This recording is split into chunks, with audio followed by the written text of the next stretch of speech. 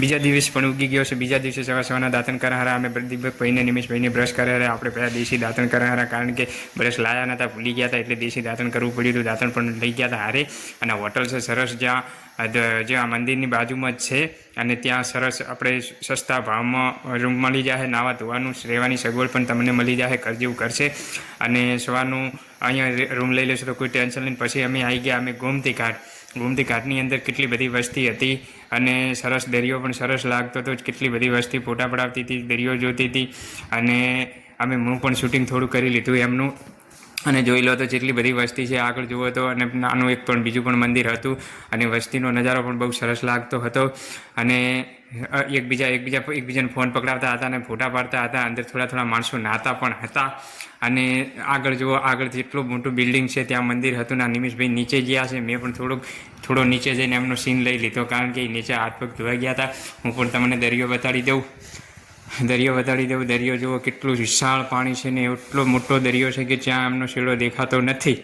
અને ધીરે ધીરે જુઓ તો અંદર ધ્યાનથી જુઓ, મછલા પણ ફરેહરા છે। પછી અમે બીજી જગ્યાએ આવી ગયા જ્યાં પગથિયા છે, આજુબાજુ પથરા પડ્યા છે, જે દરિયાની છાલો રોકવા માટે, અને પાણી પણ ઉપર ના આવે એના માટે પથરા છૂટા મૂકેલા હોય છે। એનું નામ સારું કહેવાય, પણ મને આવડતું નથી। તમને આવડતું હોય તો કોમેન્ટ કરજો। અને દરિયો જુઓ, પાછળના ભાગે તમને શેડો પણ દેખાતો નહીં, મને પણ અહીંયા સૂતો પણ નથી દેખાતો।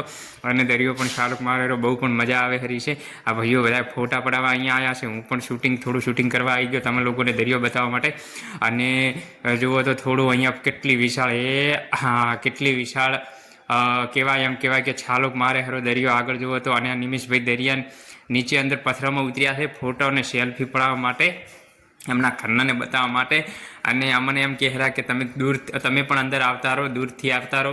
મેં પણ ના પાડી, કારણ કે મારે પછી જવાનું હતું, આમનું બધું શૂટિંગ લેવાનું હતું। આ બેહવાનો મસ્ત પથરો છે, સાઈડમાં દુકાનો છે નાસ્તા પાણીની, તમારે પણ નાસ્તો કરવો હોય તો આવી જાજો મિત્રો। અને આ જુઓ સરસ એવી પાછળ ગેલેરી બનાવેલી છે હેડવા માટે। આપણે બાજુમાં અંદર જવું હોય તો ફોટો બોટો પડાવવા તો અહીંયા પગથિયા સરસ મૂકેલા છે, અને વિશાળ દરિયો છે।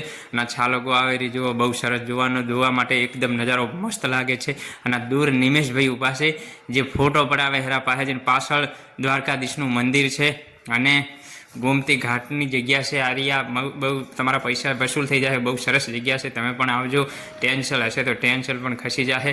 અને તમે જુઓ તો સરસ એવો નજારો દેખાઈ રહ્યો છે, પથરા મોટા પડ્યા છે। અંદર જો તો ફોન લઈને જાઓ ને ફોટા પડાવવા તો ફોન સાચવીને રાખજો, કારણ કે અંદર ફોન પડી ગયો ને તો પત્યું, ફોન લેવા કોઈ કાઢિયાલ છે ને એવી અંદર લઈ લ્યું। અને લોટ પણ ખવડાવું રહ્યો છું, અહીંયા જ્યાં લોટ નાખો અહીંયા ઢગલા મછલીઓ ભેગી થઈ જાય છે, તમે જોઈ લો કેમેરામાં। આ જુઓ, આ કેટલી બધી મછલીઓ આવે છે, તમે પણ લોટ ખવડાવજો, પુણ્ય મળશે। અમે પણ થોડો લોટ ખવડાવ્યો મછલીને, અને ઘઉંનો લોટ હોય છે બહુ સરસ, અને એમને પાવે બહુ, એટલે સરસ। જુઓ તમે એક કટકો નાખો તો કેટલા બધા ઢગલા થઈ જાય છે અહીંયા। તમે પણ આવજો। આ જુઓ લોટ છે ઘઉંનો, અને એ આ નાખું રહો। આ જુઓ કેટલી મછલીઓ ઢગલા થઈ જાય છે, મોટી મછલીઓ પણ અંદર હોય છે, એ પણ હટ બારે નહીં આવતી, ચોક્કસ જોવા મળે। અને નિમેશભાઈ હજી પથરામાં રખડેરા છે, ફોટા પડાવેરા છે, શિખર ફેર વળીનો આવવાનું છે કે નહીં, કોક દાડો આવશે ભાઈ, બારે આવી જાઓ તમે। અને મેં પણ 2 વખત કીધું કે ભાઈ હવે બહુ થઈ ગયા ફોટા, બારે આવી જાઓ, બારે આવીને બેહો, થોડું નાસ્તો બાસ્તો કરી લે, પણ આવતા નહોતા, મોનતા નહોતા। અને વળી પાછા અમે હમણાં હેડ્યા અને જુઓ બધું સ્વચ્છતા છે, બધું સ્વચ્છ છે। અને પાછા ફેર ત્યાંના ત્યાં પગથિયે જઈ રહ્યા છે, ત્યાંના ત્યાં અમે ફેર જઈ રહ્યા છે। આ બેનને બેઠા હતા, તે પણ મસ્ત નજારો જોતા હતા। તમે પણ નજારો જોવો હોય તો આવી જાજો, વિશાળ દરિયાનો નજારો છે, બહુ સરસ છે। અને આગળ જુઓ તો બહુ મસ્ત, એમ કે ફેરથી ફોટો પડાવે હેરા નિમેશભાઈ, અને સરસ નજારો પણ લાગે હેરો છે। અને તમારે પણ આવવું હોય તો આવી જાજો, કારણ કે અમારે સરસ નજારો દેખાય છે ફોટાનો। અને જુઓ આજ કેટલી સ્વચ્છતા છે, બહુ સરસ છે। પછી અમે બધું જોઈને દર્શન સરસ આગળ મંદિર દેખાયું, અને તમે બધા પણ ફરવા અહીંયા આવજો, દ્વારકાધીશનું મસ્ત મંદિર છે। બોલો તો દ્વારકાધીશની જય।